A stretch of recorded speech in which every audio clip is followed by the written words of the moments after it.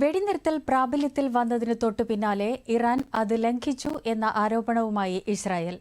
വെടിനിർത്തൽ ലംഘിച്ച് ഇറാൻ വിക്ഷേപിച്ച മിസൈലുകൾ പ്രതിരോധിച്ചതായി ഇസ്രായേൽ IDF അറിയിച്ചു.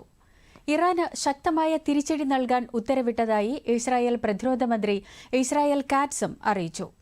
ജനങ്ങളോട് സുരക്ഷിത കേന്ദ്രങ്ങളിൽ കഴിയാൻ മുന്നറിയിപ്പ് നൽകിയിട്ടുണ്ട്.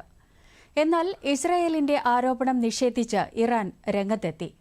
വെടിനിർത്തൽ പ്രാബല്യത്തിൽ വരുന്നതിനു മുമ്പാണ് ഇസ്രായേലിലേക്ക് ആക്രമണം നടത്തിയതെന്ന് അധികൃതർ അറിയിച്ചതായി ഇറാനിലെ ഔദ്യോഗിക വാർത്താ ഏജൻസി റിപ്പോർട്ട് ചെയ്തു. അമേരിക്കൻ പ്രസിഡന്റ് ഡൊണാൾഡ് ട്രംപ് നിർദ്ദേശിച്ചതിനെ തുടർന്നാണ് ഇറാനും ഇസ്രായേലും 12 ദിവസത്തെ സംഘർഷത്തിന് വിരാമമിട്ട് വെടിനിർത്തൽ അംഗീകരിച്ചത്. അതിനിടെ വ്യോമപാത തുറന്നതോടെ വരുന്ന ഏതാനും മണിക്കൂറിനുള്ളിൽ വ്യോമ സർവീസുകൾ സാധാരണ നിലയിലേക്ക് എത്തുമെന്ന് ഇസ്രായേൽ എയർപോർട്ട് അതോറിറ്റി അറിയിച്ചു. ടെൽ അവീവിലും ഹൈഫയിലും മുൻ നിശ്ചയിച്ച വ്യോമ സർവീസുകൾ തടസ്സമില്ലാതെ തുടരുമെന്നും എയർപോർട്ട് അതോറിറ്റി വ്യക്തമാക്കി. ഇറാൻ ഇസ്രായേൽ സംഘർഷത്തെ തുടർന്ന് 12 ദിവസമായി അടച്ചിട്ടിരുന്ന വ്യോമപാത ഇറാഖും തുറന്നു.